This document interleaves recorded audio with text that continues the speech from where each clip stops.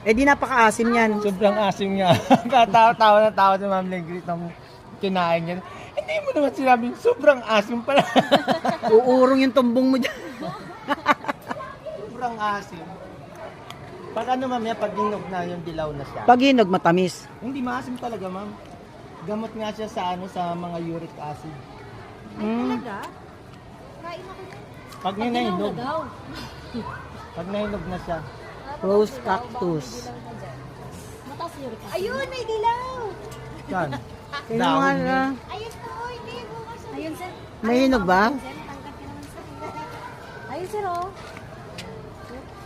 Galing mo, di ba nakita ko? Hindi pa masyadong hinog. Pero pwede na yun. Sir, baka maasin pa pag ganyan. Maasin na daw kayo. Putulin mo sa dalawa. Para makatikim tayong dalawa. Kahit hinog na yan, maasim Ito talaga. lang, sir, oh. Lapit lang, eh. Tayong dalawa makatikim.